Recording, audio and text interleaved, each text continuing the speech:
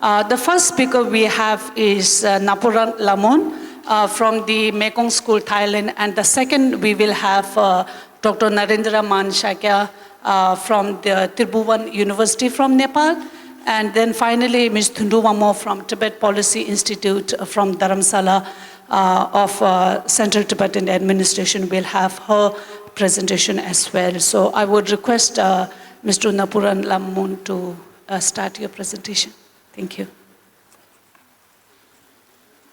No.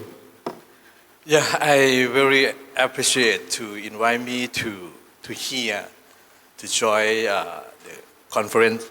It's the first time my chairman is have another business and to send me to representative about this.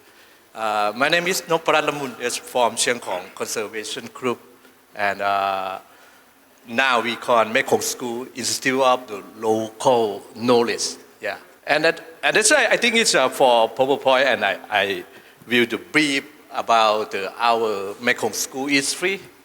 The second, it's like our Chiang Khong Conservation Group just start from like a discussion group or conversation by the local people in Chiang Khong district. It's 1995, and we do to protect the natural resources in Chiang Khong in the watersheds of Doi Luang. Yeah, and it in that period in 2000, it's Thai, China, and Myanmar and Laos. They have the agreement about to navigate the big conventions to improve the river for commercial navigation in 2000.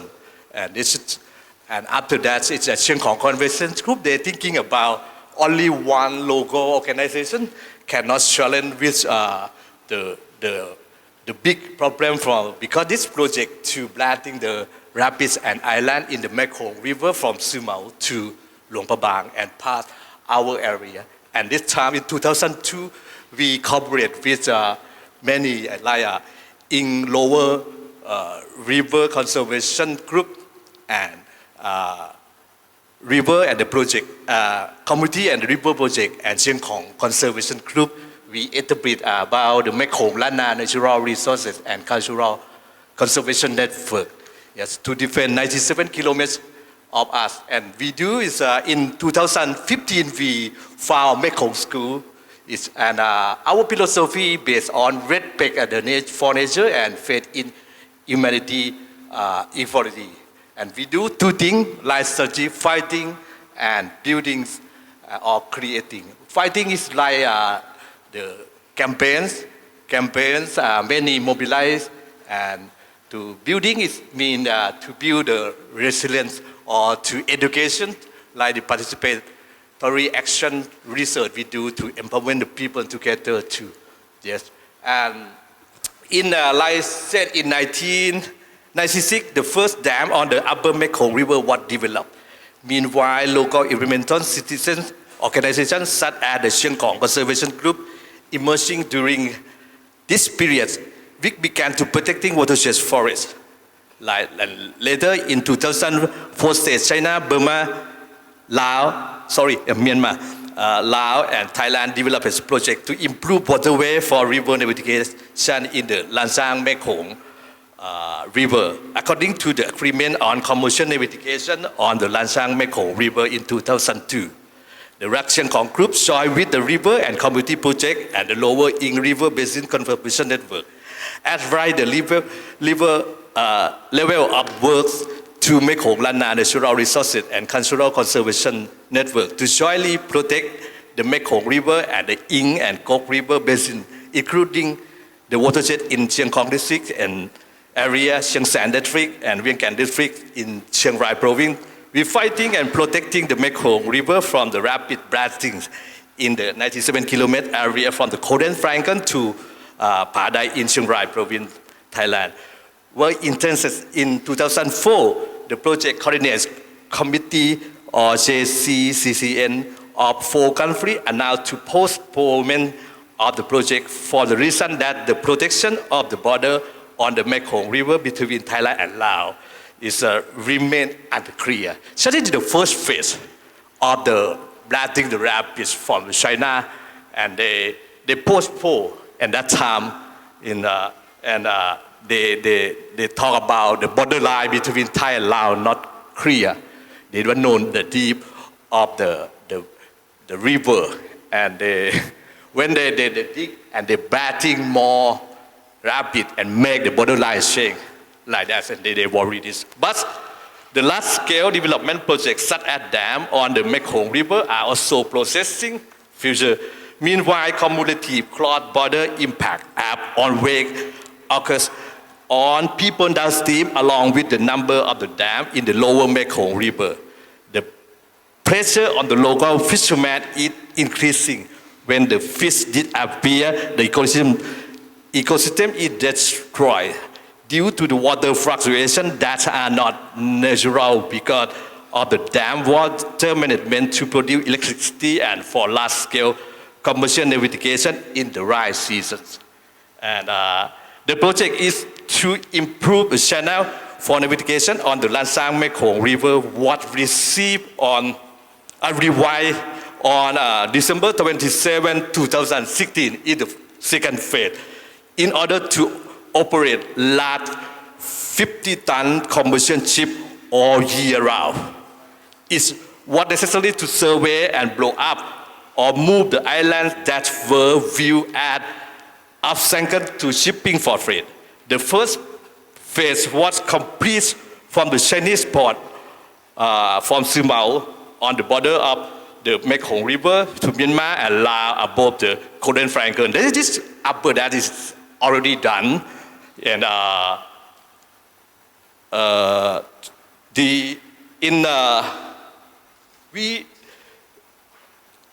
they have a public hearings in 2019, and many people in the local people there they don't agree this project, and they have a campaign to protect the river. In that time, local government officials and the National Security Department visited the area to listen to the opinion from the Sieng Khong Conservation Group and the people on February 4 and February 2020, Thai cabinet meeting resolved to cancel the project to blow up the Mekong River rapids. And even though the project was cancelled, but the agreement for large-scale commercial navigation on the Lansang Mekong River is remain, including electric power dam project in the upper dam and lower dam river continue to advance, and that's create a cumulative impact and intensifying the conflict between the people and nature in the Mekong basin. It is in the slide to state to talk about our area, but at that time in the area of us have many. In example, the Mekong sand catfish in Sieng Khong. The part here we have 67 species birds, 38 species of water birds, 18 species of migratory water birds, 20 species of migratory water birds, and river wing lapping. Not only the birds and the fish too, and we from they call Thai Ban Research or Chao Ban Research in Sieng Khong. That's 20 years ago, we found more than 97 kilometers. We found more than 90 species of the fish. But now everything is lower, and I think it's for this. Currently there are 11 electric power dams in the upper Mekong River that have been completed. But another one is the upper level have under construction. But and two dams in the lower Mekong like Da Song Dam and Sayaburi Dam. In Da Song Dam in Sipandon, and now it's very rush run to make Luang Prabang Dam, Pak Pang Dam. Yeah, and so Luang Prabang Dam is nearby the buffer zone of the World Heritage City of Luang Prabang, and it's near fault line of the earth tectonic place. At the same time, there are also dams that are celebrating construction, namely Park Bang Dam, Park Lai Dam, Salakam Dam, and Phu Hoi Dam or Lasser Dam. We have a plan. The lower dam is 11 dam like that, but every dam now runs. Before that, we keep the status of the river now like half die, and now the more and I think it's river nearly this.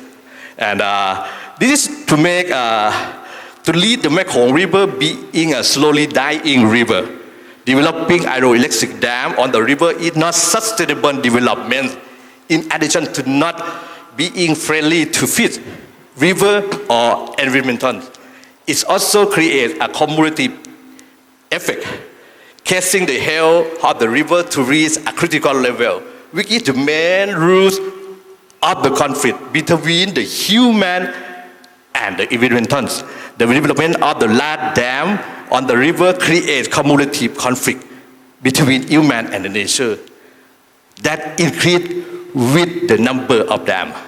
It is the killing of the dam, the Mekong River by dam. This unbalanced development do not lead to sustainable development. The development project, including the large-scale navigation channel improvement and the development of the hydroelectric dam on river have had cumulative impact and increased conflict between nature and human. In community along the Mekong River for more than 2 decades, from 1996, the Mekong Lana Natural Resources Conservation is founded in 2002 and elevates its work to Mekong School Institute of the Local Knowledge in 2015. I've worked to protect and restore the ecosystem, natural resource, and culture of the various community for more than 2 decades as well. Each generation of our work is based on philosophy of respect for nature and faith in humanity equality. A study and article from our friend about critical nature building positive peace from the local level in the northern Thailand in 2021. This is published in the website of CSDS, website of Chulalongkorn University. It's writing by Andrew Stone, this ecology educator and Rotary Peace Fellow based in the Columbia River Basin, United States. The analysis was conducted using the positive index, and he researched our movements and to offer a new insight. It is about driving community response to development, and it is a positive and negative outcome in local community in the lower Kok Ing Basin and 97 kilometers of the Mekong River bank. A case study of the exploration rapid of the Mekong River and local conservation project. This conclusion of him is local participation support positive peace community-based organization in northern Thailand contribute to case of positive peace, especially in a context where there is a real risk of the violent conflict in some case. He concluded that they leverage the core strength of the positive peace index to create small local political space and participatory capacity, and are also partly funded by the state cross-government organization.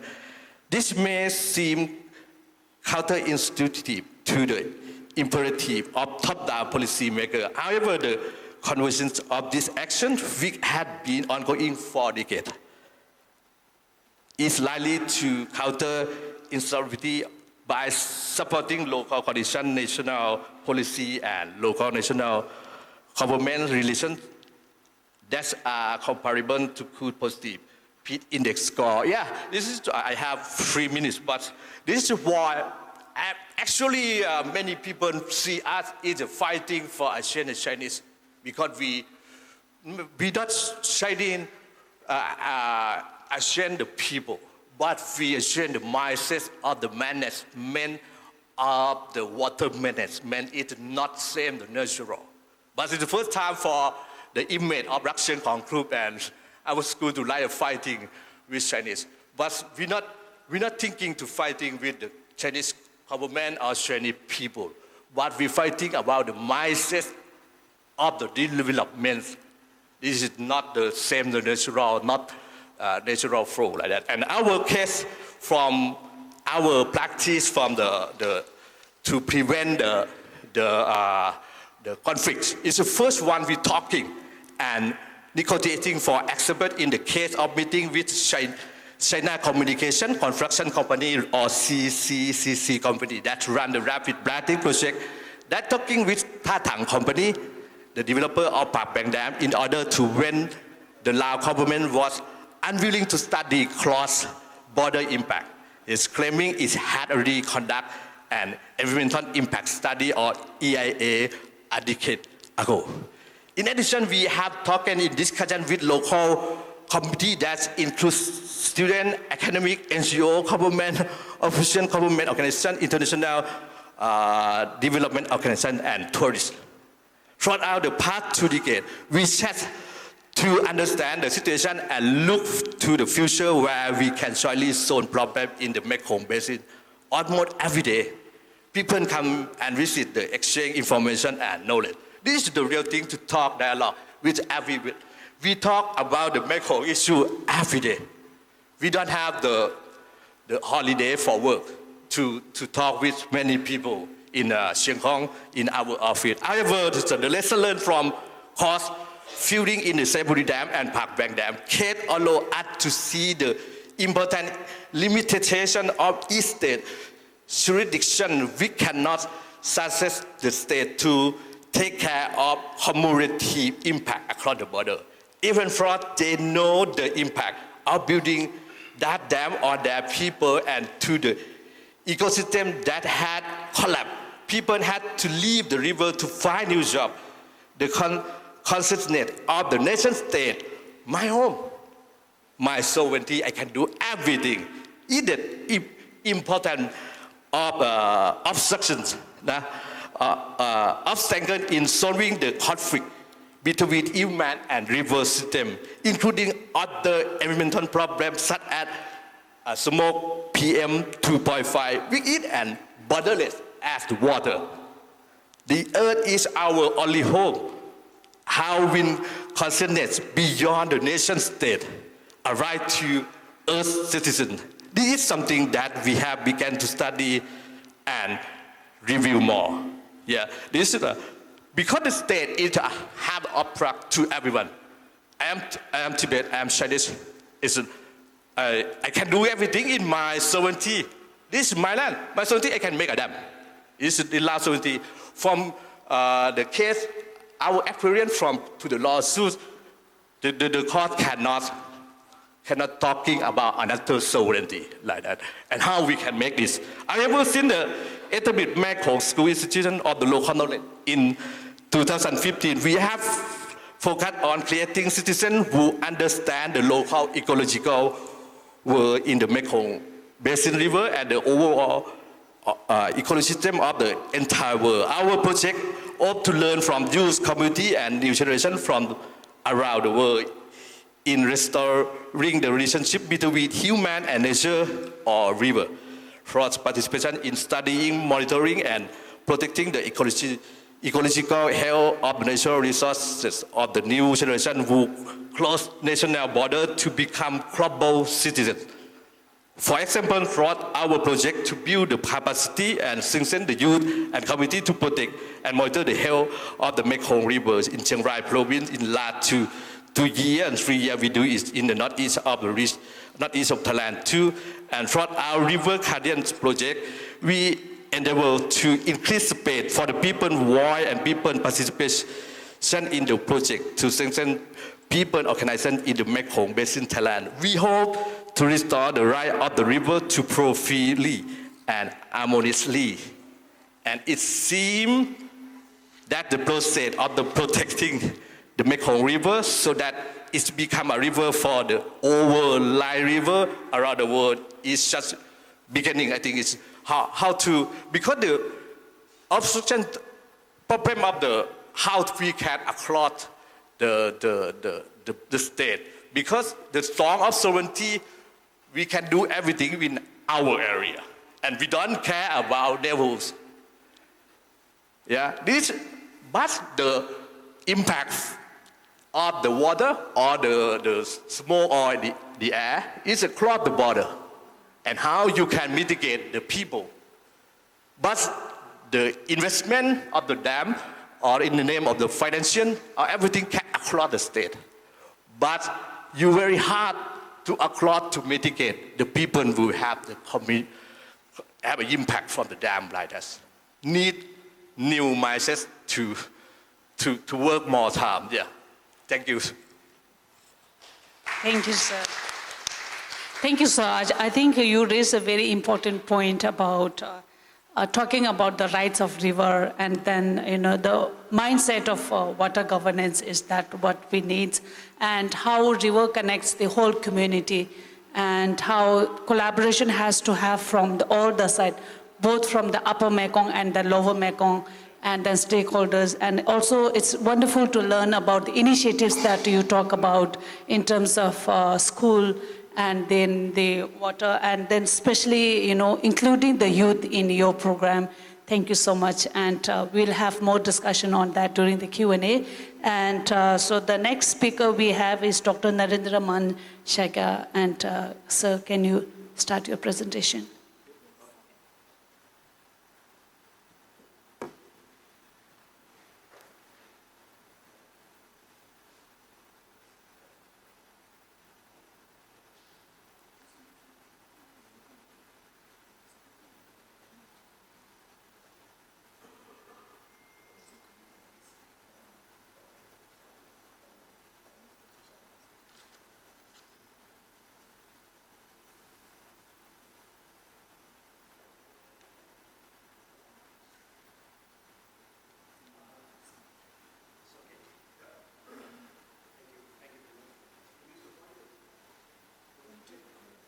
Good afternoon, everyone. So, in this session, I will be talking about the quantification of the dynamics of transboundary river that connect Tibet, Nepal, and as long as downstream to India. So, this is all the results of numerical simulation of those river systems that we have carried out in a enormous span of time. And the likely impact of the climate change on that networks of river systems, which originate from the third pole, that is Tibetan Plateau, and then comes to Nepal, and then goes on to India, and then it just merges in the Bay of Bengal. So here, I would like to now.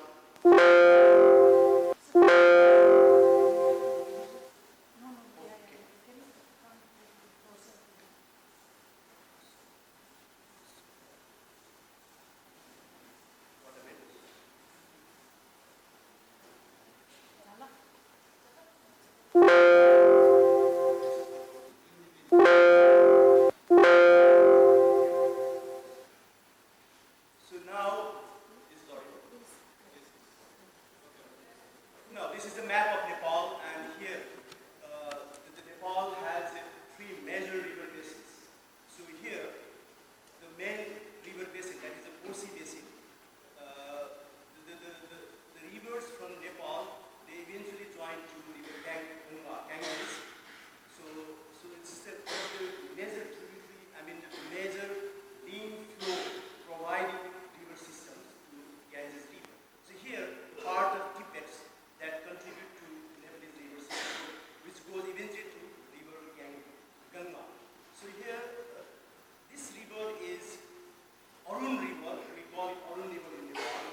And you can have a look over here, the size of the basin contributing to that river, the Kosi, which is the major, the river which feed a lean season flow to India. So here, the northern part of Nepal is all snow-bound peaks.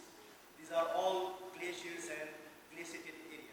We have a total number of glaciers of around 3,000 plus, and the total glaciated area is 5,000 plus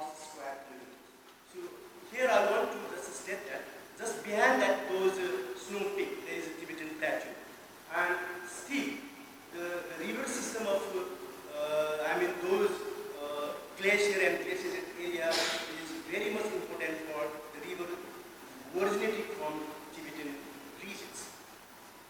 So when we talk about, the global climate as well as the climate trends, we have monitored some, the temperature as well as precipitation to the very near to Mount Everest regions, and which is a border of Nepal and Tibet actually. So here the temperature, it's a 10-year record show that the minimum temperature has now increased by a lot. It used to be minus 25 degrees centigrade some 20 years back. Now it has dropped down to minus 5 degrees centigrade, long-term minimum temperature. Similarly, it has an impact on the precipitation in that regions. So there are the evidences of those rising temperature in that region, like we have a very big, this type of hollow, type of melting features in the glaciers of Nepalese river system, as well as we have so many small supra-glacial lakes all over the glaciers of Nepal, and that may be true to Tibetan glaciers also. So similarly, there are good evidences from remote sensing. Might is not working. Yes. Sorry.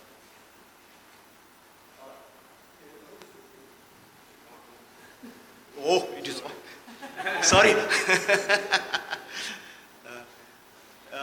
So now there are very good evidences from remote sensing data. So we can see this is the Khumbu region, that is the quite close to Mount Everest regions of Nepal. And here, this is the image from 1975. If you look into the 2020, so a lot of the snow covered area has gone down, and the glacier and glaciated area snow lines are retreating very fast way.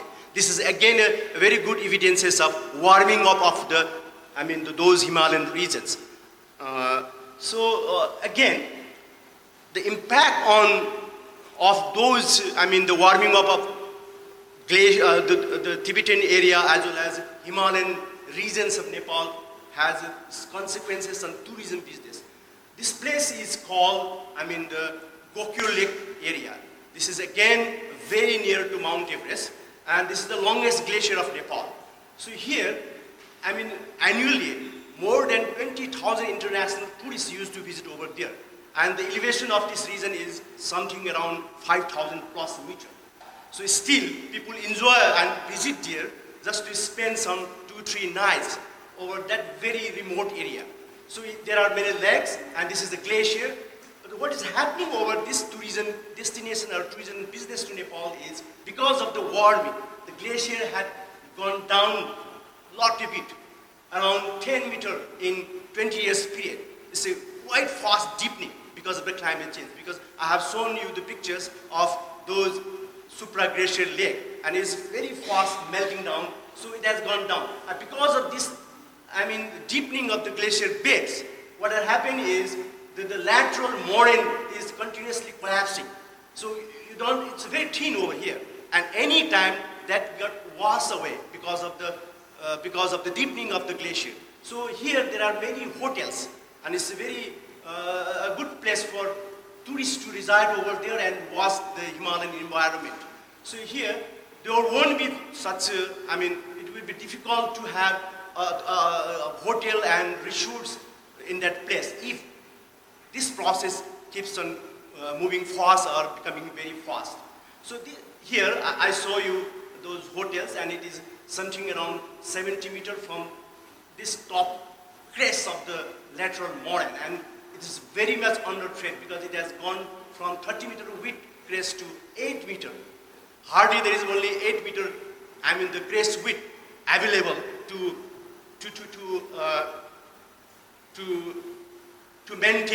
maintain the slope stability of these moraine dams or lateral moraines. So again, this is one of the very, alarming situation that has created by the warming up of the glacier and glaciated area of Tibet as well as Nepal to the economy of the country.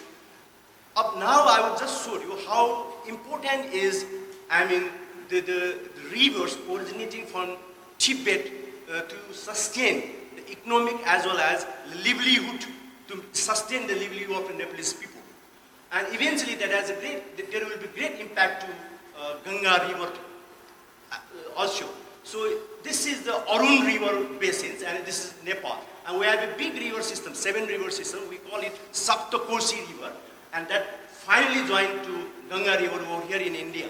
So we have many projects over here, many hydropower and irrigation projects. So in these river systems.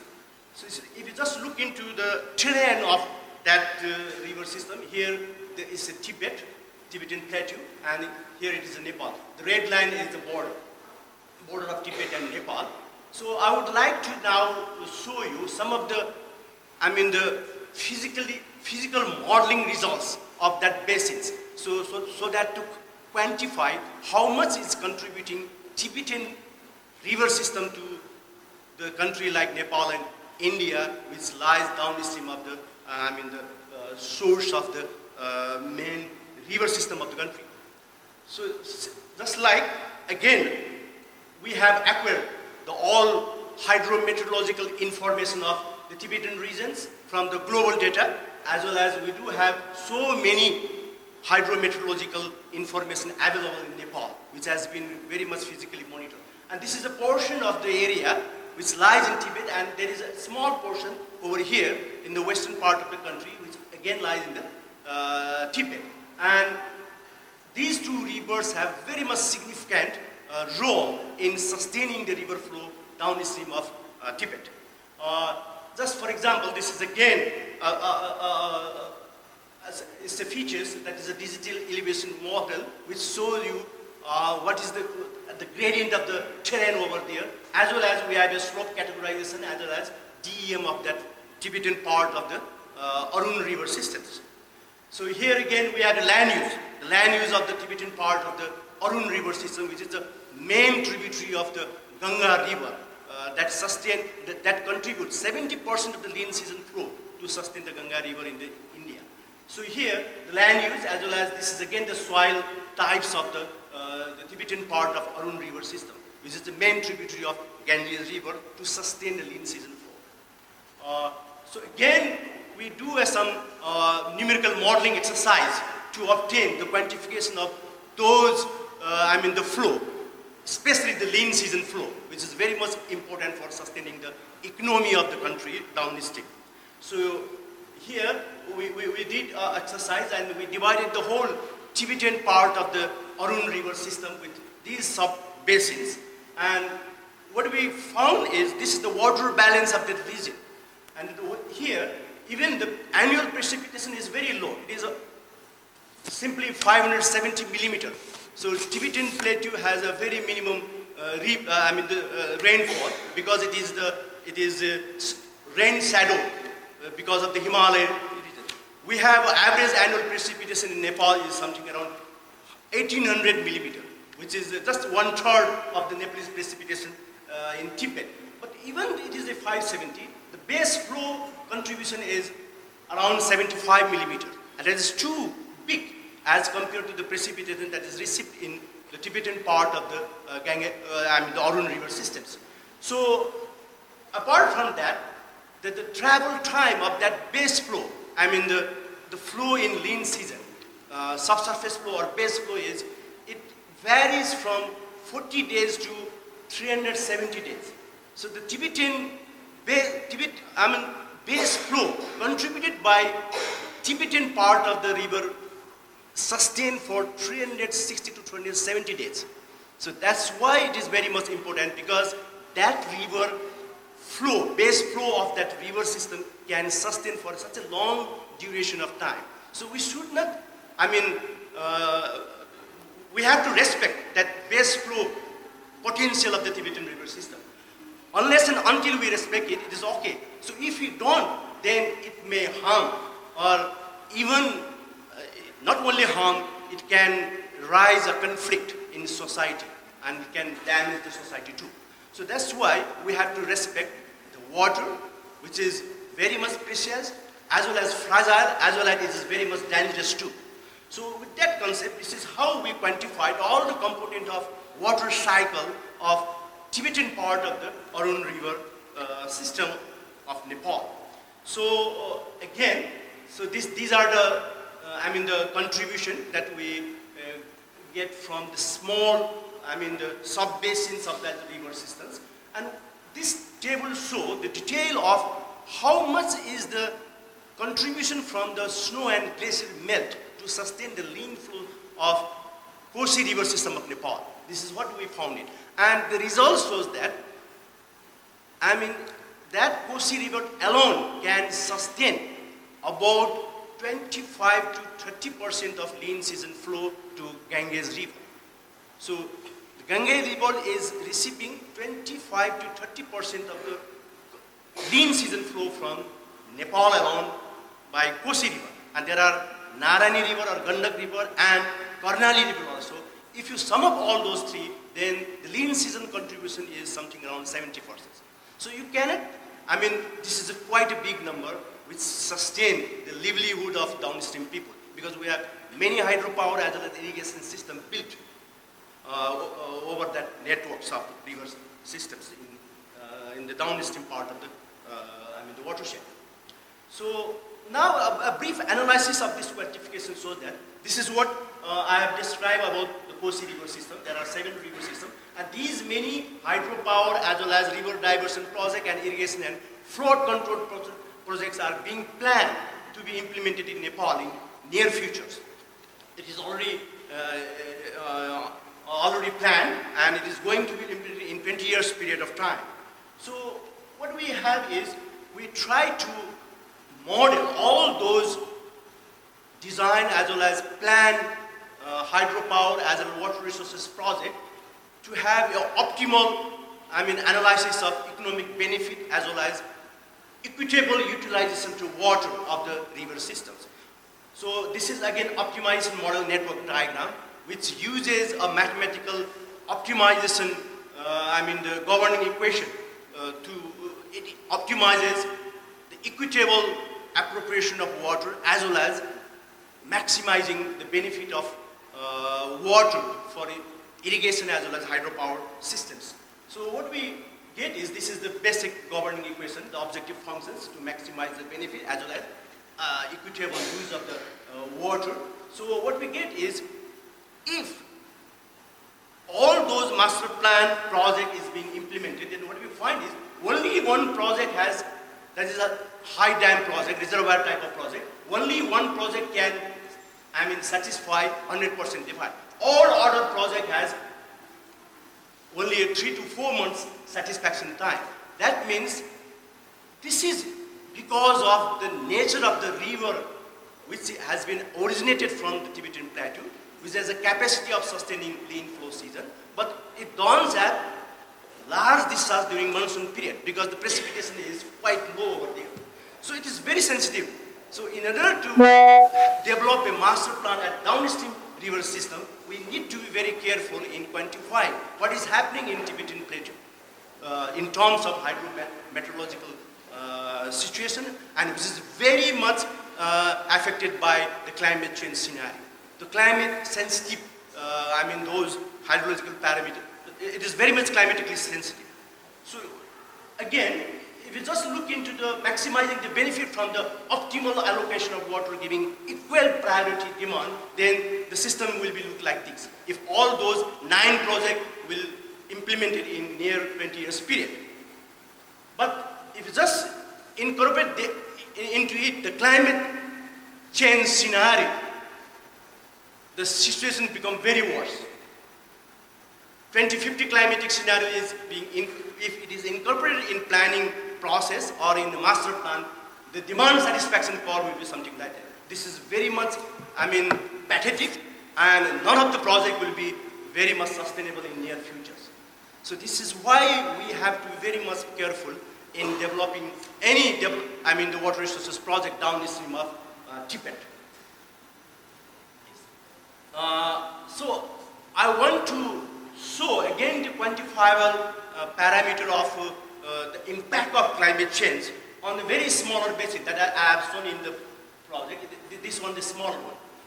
So even this is smaller, the area which lies in Tibet has a consequences in planning the project in Nepal. So here, this is the database that has been developed by Cordex South Asia. We have a portal which shows the impact of climate change in near future, NF and the medium futures, NF and MF.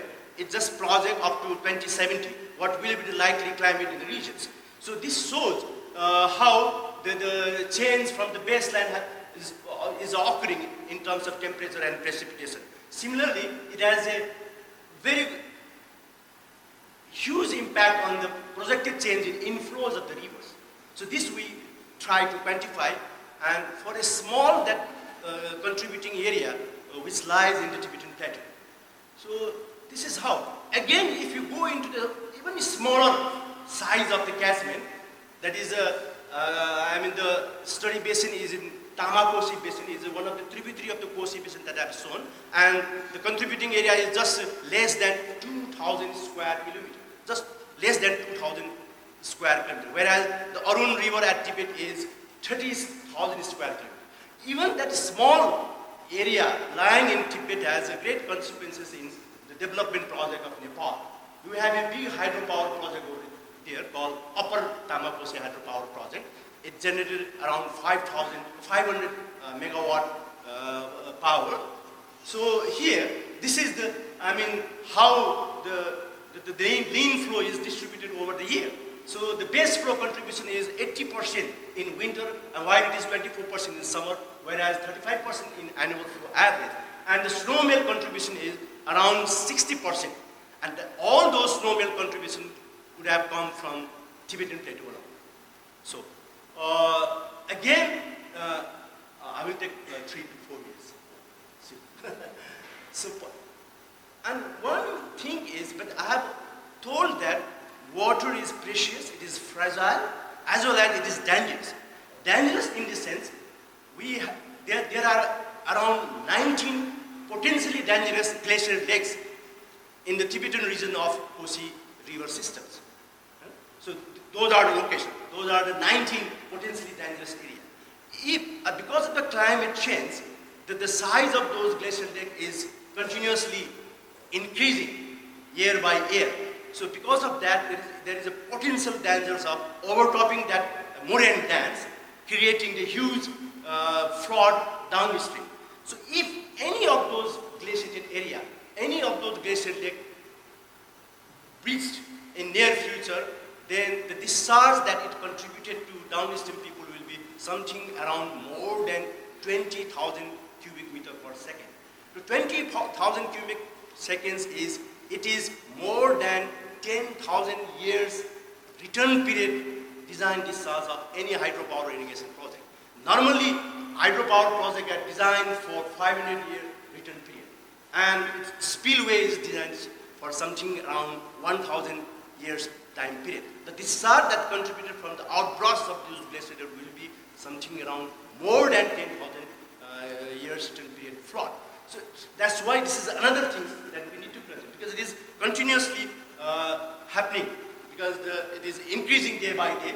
So this shows one of the glacier lake, that is Chorodpa glacier lake, and we have made some countermeasure to stop it breaching, because in 1998 the situation became so alarming that at any time it may have breached over there. Now we reduce the level of that water to 3 meters down, so that to keep downstream people safe. Similarly, this is how the glacial lake is being increased year after year. So the time sequence, 1976, 1992, and 2007, the size has becoming very large and large day by day. So all those 19 lakes have similar features over there. So it has a great consequences to the downstream people. So in conclusion, I can state that with those numerical modeling results, as well as those quantifiable numbers associated with the hydrometeorological condition of the river system that has originated from the Tibetan Plateau, we can conclude that snow and glacier have substantial contribution in sustaining flowing lean period of the downstream people, and climate warming in the glacier and ice racer will have a serious implication for the freshwater reserve and consequently for low flow. So similarly, So I would like to, the emphasis on that there is an increasing risk of glacier lake outburst floods due to accelerated glacier melt that had caused increasing temperature and subsequent retreat of glacier. So in order to compensate the likely reductions in contribution of melt flow as well as the lean season flow, appropriate basin scale intervention to enhance base flow of the river system is very much imperative. Similarly, a stronger focus on research and monitoring of this variable and early planning to see how to respond them is therefore a priority to starting preparation for future climate change, as well as there must be careful management of our water resources. Is very much essential to ensure its positive impact on climate change and avoid transboundary river conflicts. The right of utilizing cross-border water without affecting the existing use and future needs, while also agreeing to take measures to protect the ecology and environment of such river is very much imperative. And recently, some 2 years back, Nepal government and government of China have signed one agreement to account all these things, but it is already there in black and white. I don't know about the implementation of those agreements will be carried out in future. Otherwise, it is a very, the alarming situation that may arise because of the hydrometeorological changes that has been occurring in the upper part of the upstream of our river systems. Thank you very much. Thank you. Thank you so much, sir. Thank you, wonderful presentation and talking about the economic development and how tourism on the whole Himalaya belt can also affect the ecosystem, the glaciers, and also the environment. And so the concept of sustainable development is really, really important. And so in terms of policy, I think that sometimes policies look really good in paper, but implementation is another that we really have to focus, and then also the public participation of public in the whole policy making and implementation is really, really important. Thank you so much for highlighting Tibet-Nepal water resources issues. So the final speaker that we have is Ms. Phunduwamo from Tibet Policy Institute. And she will be focusing on mining pollution in rivers in Tibet. Good afternoon to everyone. So, since I don't have a presentation, I will be begin with today's presentation on brief analysis of mining pollution rivers in Tibet. So, to begin with my presentation, I would like to discuss a short introduction. The concept of the sustainability and sustainable development has gotten the worldwide attention in a recent decade. Because of the global climate changes and countries facing a serious climate issues, the concept of sustainable development has been pushed forward more than before. Sustainable and sustainable development has often been used interchangeably in the context. However, there is a difference between these two terms. Sustainability is a goal that the currently countries put an effort to attain, and sustainable development is a way to achieve sustainability. The concept of sustainability was first introduced in 1987 by the United Nations in the Brundtland Report. After that, sustainability in mining was specifically used onwards. In a simple terms, if I had to define the sustainable development, sustainability means the meeting of present needs without compromising the needs of the future generation. And in this era or the period where the global population is rising and increasing economic development competitiveness among the countries, a rising demand for the mineral resources is for sure. Thus, the exploitation of mineral resources has become important for the social and economic development. When the demand for the mineral increases, there comes the question of the balance between the demand and supply. There's a high chances of the unsustainable mining operation and river pollution by the mining activities. Especially in this presentation, the focus will be mainly on the influence of mining activities on river pollution. Therefore, sustainable mining is urgently necessary to prevent river from the mining pollution. So why the sustainable development has been pushed more forward than before? Since the Industrial Revolution, there has been irreversible changes to large river basins due to increased human activities on river basin. Similarly, the aspect of the river basin ecosystem, landscape diversity, hydrology, and biodiversity keep changing and affected under the unprecedented growing human footprints in a large river basin. Besides that, global warming is also affecting the river basin ecosystem. Hence, an urgent call for the sustainability in a large river basin was never happened as in the past few decades. After that, I will discuss the importance of the water resources. The Tibetan Plateau is facing a serious climate issues. Our recent sources has even confirmed the melting and mass loss of Himalayan glacier and the increasing formation of glacier lakes in Himalayan region. Climate change impacts will directly or indirectly affect the water bodies, and since 85% of the Asian population depends on the water that emerges from Tibet, the concentration of the chemical element in the river reflect the climate and environmental condition. Similarly, the loss of the glacier and ice will also affect the water system and ultimately affect the hydrological cycle and ecosystem. Like other natural resources, such as the forest and grazing land, water is vital for the survival, growth, and the development of all human beings and animals. The large rivers and its basins are providing indispensable support to human well-being. Unanimously, the importance of the river is known by its contribution to agriculture, industries, and for the domestic use. The Tibetan Plateau is referred to as the water tower of Asia. Thus, the rivers that originated here are shared by the transnational and the riparian countries. Any changes in these rivers will have serious implications for the population that depends on those rivers. Therefore, the maintenance of water quality is essential.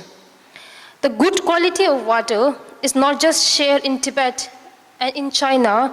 The entire nation through which the transboundary rivers flow will enjoy the clean water resources. And the Tibetan Plateau, the source of Asia's major rivers, and more than 1.4 billion population from the China, countries like Pakistan, India, Nepal, Bangladesh, Vietnam, Thailand share water resources in agriculture, fishery, and other purposes. Because of the essential role that the Tibetan Plateau plays as a source of the major rivers in Asia, it is essential to understand the river water chemistry that will determine the future eco-water security beyond Tibet. And apart from its impact on the local and surrounding areas, the analysis of water chemistry will help us to understand the controlling factor and climate weather patterns, and the environmental condition. For example, if we see the level of the ions in the river will tell us the amount of the rock weathering, and vice versa. Almost 80 to 90% of the calcium and magnesium that has been found in the Yarlung Tsangpo catchment was derived from the carbonate weathering, which implies that carbonate are the source of the ions in Yarlung Tsangpo. There is a relationship between the climate change, land use pattern, and grassland with the weathering, because chemical weathering is caused by these factors. Analyzing and researching on finding of elements in the river will also tell the pace of the climate change, geomorphic process, and environmentally intervened process, and could help us in knowing the status of the water quality. According to the research finding, the status of the water chemistry is iron content and heavy metals are attributed to natural processes and to the anthropogenic factors, basically caused by the man-made factors. Natural processes include rock weathering, groundwater leaching, and other natural sources. However, when it comes to the anthropogenic influences, mining operation is considered as one of the main causes of the toxic element in rivers, especially in Tibet. An example of the river pollution by the impact of the mining is Yalung-Zangbo, which flow in the southern Tibetan Plateau. In addition to the mining as a source of the river pollution, Xia and Miga with other colleagues in 2008 in their paper titled Water Quality in the Tibetan Plateau, Metal Contents of the 4 Selected Rivers, they wrote, serving Yangtze, Yalung-Zangbo and Mekong serve as a drinking water and recipient for the domestic wastewater of the town, particularly in the case of Zerchu and Ngomchu that meet to form the Mekong River when entering into the Chamdo in eastern Tibet. There are no facilities treatment for the municipal waste. That can be also one case. The polluted rivers were detected by direct discharge of the municipal waste through the finding of concentration of the dissolved nitrogen in the river. The polluted water and contaminated river can pose a serious risk to the resident and its surrounding region. This can be also a threat to human health and marine biodiversity. Certain aquatic animals, such as the fish, cannot withstand more than the adequate pH levels. And such kind of disaster has already happened in Tibet in 2016 when the mass fish of the Lichu River died due to the discharge of the chemical effluent from the Ronta Lithium Company. And a country like China, India, Pakistan uses the water that comes from the high mountain glacier for agriculture purposes. So it is important to assess the water quality in which water pollution is caused by human activities because it is of great significance to prevent the further pollution and to develop a better water management system. And heavy metal river pollution is not only dangerous to the environment, but human beings who directly rely on the river for the drinking purposes will threaten their life as well. In some cases, through skin absorption, humans can risk their lives depending on the polluted rivers. Situated at a very high altitude, the mountain and snow in the Tibetan Plateau are a key part of the cryosphere that regulates the hydrological, biological, and chemical functions of the ecosystem. Few papers show that the rivers in Tibet have been polluted. Different chemicals have been found in the rivers. The pollution of river is caused by different activities, but in this presentation, the focus will be mainly on how mining attribute to the river pollution. So if I go to the discuss about the past few years, the China's exploitation of mineral resources in Tibet for the sake of their economic development is well known, and mining without minding the cultural and religious aspect of Tibetan has also occurred in the last many years. It has been widely known that unsustainable mining in Tibet has caused a severe degradation to the environment and mining contamination of the rivers. Now I will discuss the few cases where the mining has contaminated and polluted the rivers.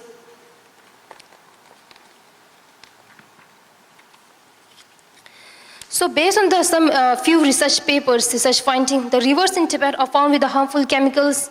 Many factors have contaminated those rivers, but unsustainable mining is one of the man-made factors responsible towards the river pollution, although there are other reasons must be looked at. First, if we see China currently dominates the rare earth metals production, and there are rare earth, these rare earth metals are an important raw metal for the smartphone, wind turbines, and even for the military use, such as in missile. Rare earth metal, as their name suggests, are not very rare on earth. Instead, it is very toxic and expensive to extract.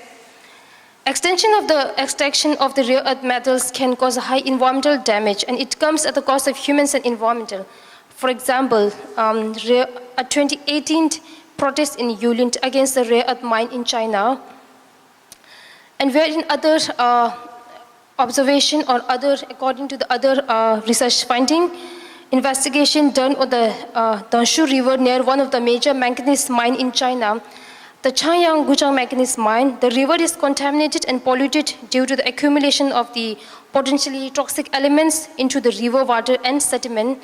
Those toxic elements are arsenic, copper, chromium, manganese, lead, and zinc. These elements are basically toxic because they are non-biodegradable and easily accumulate into the river water and sediments which is very harmful to human health and the ecosystem. Although the many toxic elements from the river were collected for the analysis, however, the concentration of manganese was found higher than the other toxic elements. Local owners has built a tailing ponds for the treatment of the acid sewage from the manganese mine, but still it leaks during the transportation, which means there could be changes to water bodies and further pollute these rivers. The field investigation has reported that the acid sewage and the slag from the mine were directly discharged into the rivers in the early years, causing a water pollution, and after the analysis, they concluded that manganese is the main pollutant among other potentially toxic elements. So in this case, it reflects that manganese mining is the main source of the anthropogenic pollution.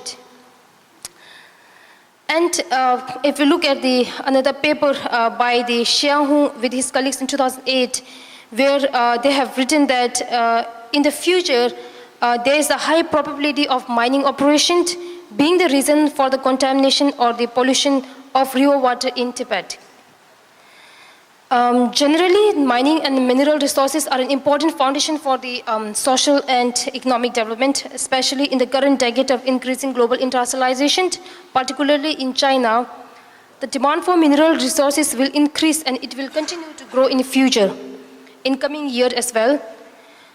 In the coming years of resource competition among the countries, one cannot stop the growing demand for the mineral resources, which I think in China or any other countries, but how mineral resources can be supplied is something that we can change with improving the utilization of the resource efficiently and practicing the sustainable mining in the context of the circular economy. So Tibetan Plateau is endowed with the rich mineral resources, and according to some research finding, Khangtesi and Sangjiang Tethas has these sites contain the metallogenic belt, which means that they have the abundant mineral resources. Not just that, even huge tons of copper in China are sourced from the Tibet. And for instance, a high gold reserve copper deposit in Noru, Tibet, and Kinkoshan copper deposit. The question is not about how much Tibet is enriched with the mineral resources. Rather, the question lies in how the demand for mineral resources can be achieved at the cost of the social and environment. A few sites of the mineral resource extraction in Tibet are situated near the watershed at the rivers. Finding new deposit near the tributaries and rivers is creating a concern on how mining will attribute to rivers pollution. So one of the Asia's second largest and China's largest copper deposit, Yulong mine. The sample of the two creeks near mining areas was collected where the content of the aluminum and iron were found less, ranging from the 0.5 to 1.7 micrograms per liter. However, the copper contents were found at a high concentration of 14.6 microgram per liter, which clearly indicate that the concentration was come from this copper mining site. So a high concentration of the 4.2 micrograms per liter of titanium, which is more than the GB guideline for the safe drinking water, was found upstream of the Dichu Yangtze River. The factor responsible for the mercury and titanium in the river is unclear. However, it is predicted that copper ores near the catchment is the source of the river pollution. The Tibetan Plateau contains the largest copper deposit in China, and that chemical compound is usually deposited with the copper, lead, zinc, and sulfide ores. So heavy metals such as the cadmium, chromium, lead, and zinc are found higher than the other rivers of the Tibetan Plateau in Yarlung Tsangpo. Research papers suggested that the finding of the heavy metals is sourced by an anthropogenic process, and that is mining. The distribution of the copper, lead, zinc ore in the Yarlung Tsangpo basin is considered behind those heavy metal findings. The iron and aluminum pollution was observed in the Machu, Shuhi, and Bahuhi rivers that flow in the northern Tibetan Plateau. The given reason for the pollution is the presence of the mining activities near the areas. And there's another case of the river pollution by copper deposit in Tibet through the acid mine drainage. Tejalongan copper deposit in the Uma township of the Gyetse country, where there's a super large copper deposit with an estimation of more than 11 million tons of copper reserve. Even though the deposit was not mined, but the ore body was exposed to air, which in turn forms the acidic wastewater that is carried away by the Roma river that flow through the copper deposit. And in the end, the river environment was destroyed. It was observed after the field investigation that the vegetation grown before started to disappear in the areas as the effect of the acid mine drainage that flows into the river. So we should not take lightly how mining disturbance to the environment. Following the example of the mining pollution of river in the western United States, for example, it has been 75 years since the area was stopped from the lead and zinc mines in the northern Idaho in the western United States. However, its impact on the environment and river ecosystem in the area has remained until now.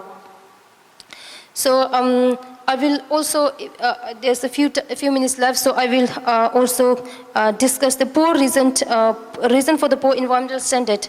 There are many reasons for the environmental damage due to rare earth mining or the mining destruction in China. One is because of the, market pressure.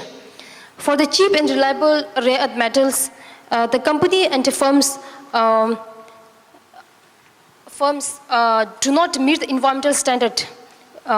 In China, especially about the environment, rare earth mining within the half century has caused a serious environmental problem, and there's no other country than China that has the largest number of the rare earth processing plants. Those processing plants produce a wastewater and high concentration of the radioactive residue, which is very toxic to the environment. And some paper also noted that China's domination of the global rare earth metals and many processing plants is that they do not meet standard environmental protection. And in case of the certain anti-mining protests in China, a resident has mentioned that even the local official could not do anything to stop the mine because they were afraid to act against the state-owned mining companies. Resident even said that with the support of local authorities, the company is operating the mine and the state-owned mine are as bad as the illegal mine in destroying the environment.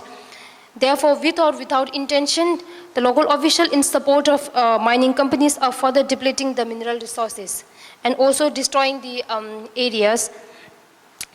And recently in this year, in April, the China's top legislature, a standing committee session passed the law on the ecological protection of the Qinghai Tibet with a 63 article in 7 chapters. This new law focuses on the ecological protection, restoration, and ecological risk prevention.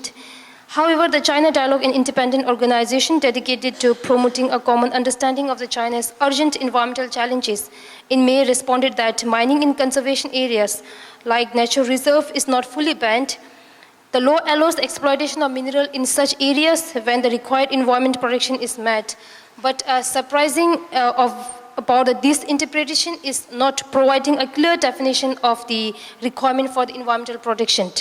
Thus, the mining, we can conclude here that thus the mining is not completely banned, but restriction has become more tight. So, sustainable development primarily consists of the 3 dimensions to look for, but there's a new dimension that was recently suggested according to the paper written by the Patterson K. Ozil. The governance dimension is a dimension in which the government or political system play a role in exercising a power for the implementation of policies and actions for the sustainable development. In his author's paper, it was written that introducing and enforcing sustainable development policies may lead to the discontinuation of harmful economic activities whose stakeholder or owners are politically powerful. When this happens, powerful stakeholder and owners can resist and frustrate the sustainable development policies of the government and make such sustainable development goal unattainable. There is also the issue of funding of sustainable development activities. These can be in turn politics in deciding how much public funds should be allocated to sustainable development activities. So the aforementioned policy influences on the sustainable development are not directly written for the China and do not necessarily happen in China. However, this can give us the glimpse of understanding on the relationship between the political power and the development of the sustainability. This could be a reason in China for the hindrance towards the progress of sustainable development, especially when mining is concerned. It has a lot to do with the money and profit.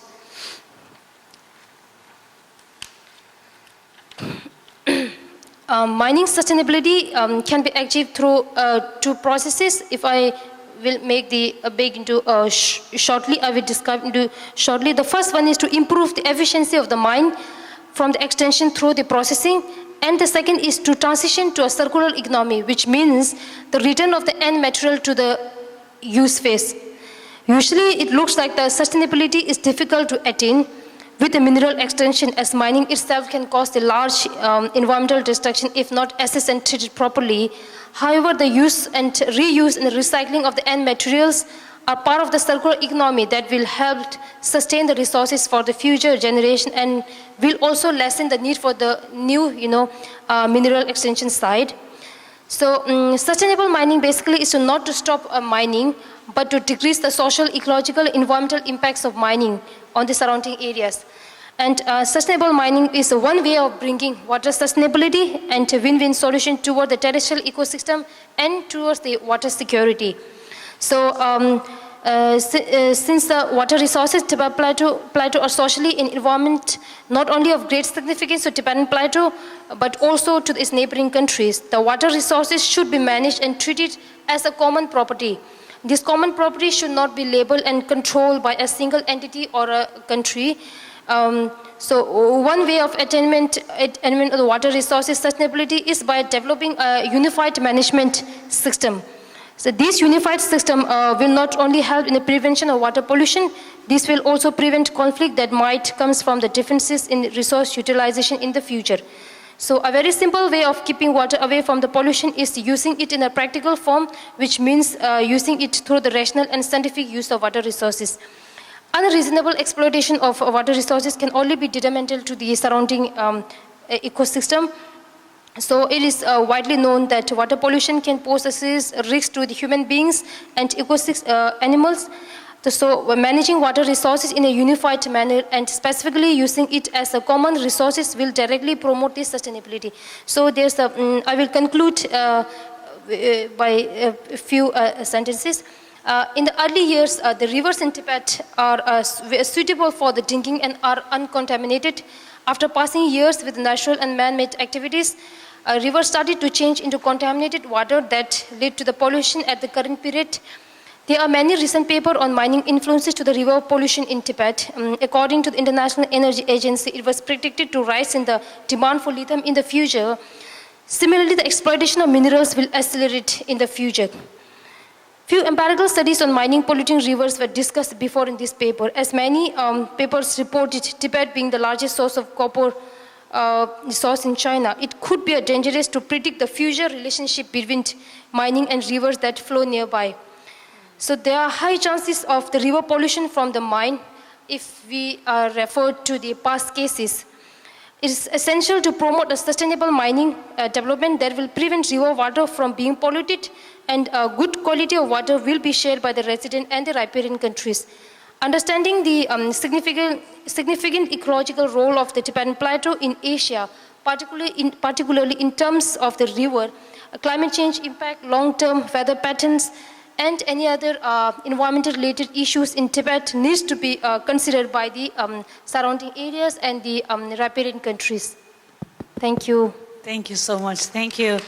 I think Ms. Thundu covered a really, really important topic, and which is the very difficult topic as well, because study on research on mining is considered very sensitive. And so getting information and then getting access to visit the mining area is another really challenging research.